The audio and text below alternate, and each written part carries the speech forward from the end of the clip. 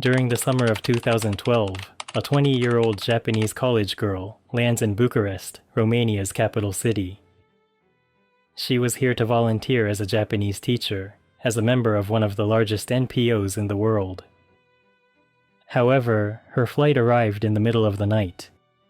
The person who was supposed to come pick her up did not appear, and public transit out of the airport had closed for the night. A man approaches the girl and offers to guide her to her destination.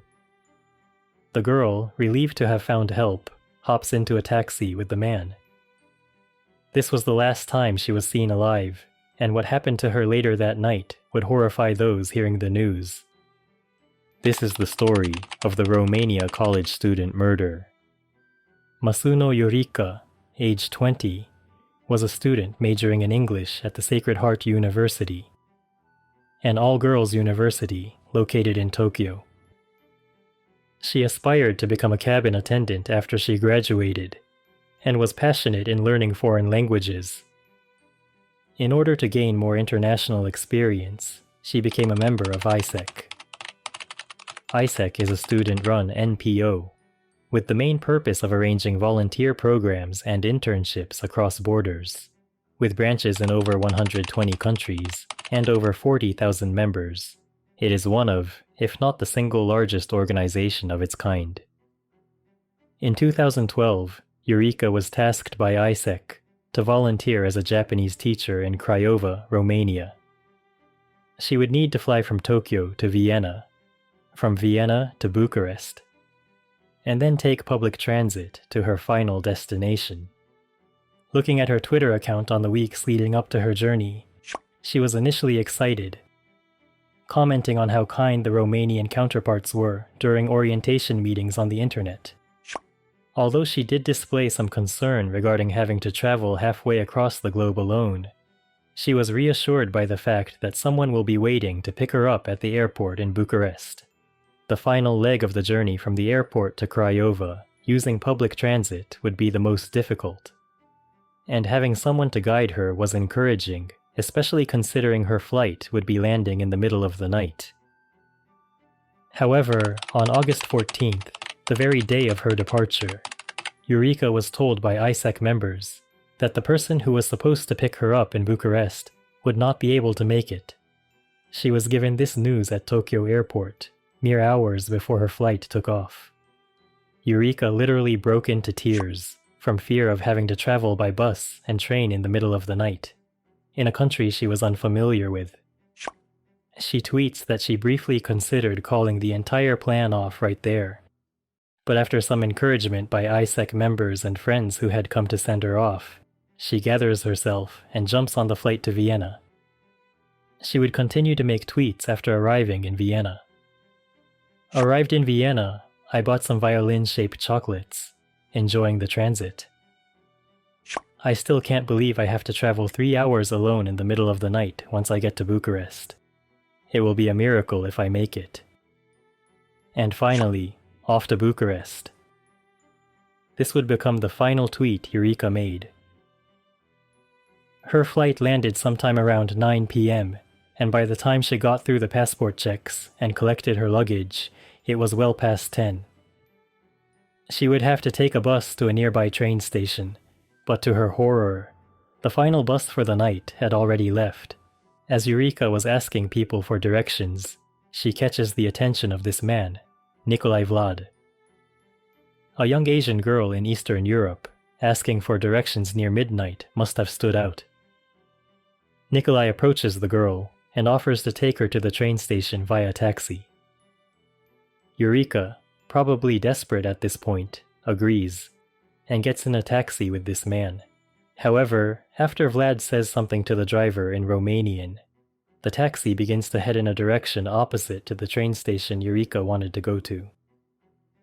After driving for a while, Vlad stops the taxi and tells Eureka to get off, essentially in the middle of nowhere.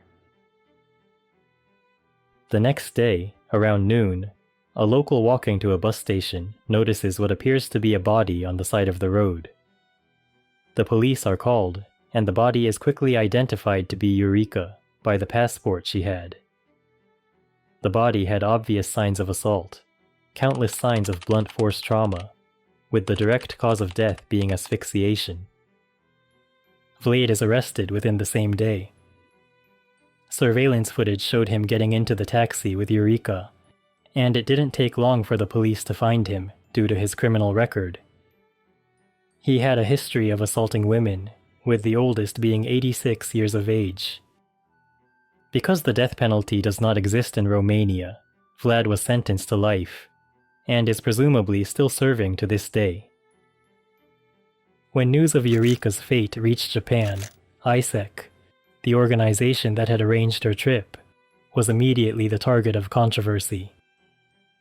To put together an itinerary that had a college student, let alone a girl, to use public transit in the dead of night was unbelievable. On top of that, they knew the person who was supposed to pick her up in Romania would not be able to make it. Also keep in mind the last bus had already left by the time her flight landed, indicating whoever put the plan together didn't even do simple research beforehand. People would point out the trip was poorly put together to begin with, and at the very least ISEC should have called it off when they found out no one would be picking up Eureka in Romania. As this case gathered attention, other members and former members of ISEC would share their poor experiences with the organization. Many of them claimed to have had similar experiences, where the person who was supposed to greet them never showed up, how hotels were not booked correctly, and various other logistical errors. So there were most likely other cases where participants were put in a potentially dangerous situation. Eureka was just unfortunate in running into the wrong person. Internet users were also keen in noticing that many ISEC members immediately deleted Eureka from their friends list on Facebook and other social media apps, probably in an attempt to distance themselves from any potential controversy. ISEC as an organization would not acknowledge this incident for several days. Finally, after a week had passed, they made a comment on their website, claiming they would give no comment in consideration of Eureka's family. ISEC would also try to have media sites delete any articles regarding the case, and they even shut down their own website for a while. On the other hand, some people would point the finger at Eureka herself. Ultimately, she had the final say in going through with this trip or not. She could have opted out of the program the moment she found out she would have to use public transit in the middle of the night. She could have refused to get on the plane once she found out no one would be guiding her after reaching Romania. She could have at least done her own research and found out that there would be no buses remaining by the time she landed. And on top of all that, she absolutely should not have gotten into a taxi with a stranger who approached her at the airport.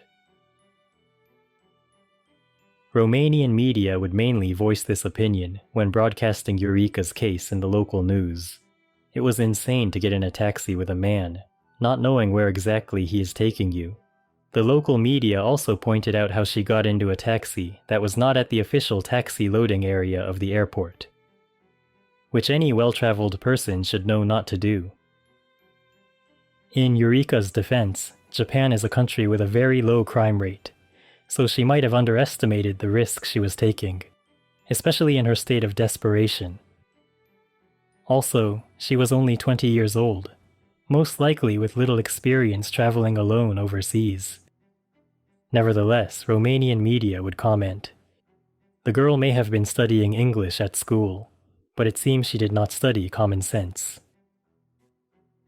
Even today, 12 years since the incident, many Japanese people remember this case, and is one of the first things that pop into the minds of parents when their child says they want to go study or volunteer abroad. If you go to ISEC Japan's website today, they have a page dedicated to ensuring the safety of participants in their programs, with guidelines and committees in place specifically for this purpose. But they do not have any reference to this incident, and have never publicly commented on it. What do you think of the case? Was ISEC at fault for their poorly put together plan? Or can some of the blame be placed on Eureka as well, who should have been more cautious traveling alone in a faraway land? Let me know in the comments below. A big thank you to Korbachu and my other Patreons for supporting this channel. Your support is greatly appreciated. As always, thank you for watching until the end. Please like, subscribe, and turn on notifications so you don't miss the next episode. I'll see you next time.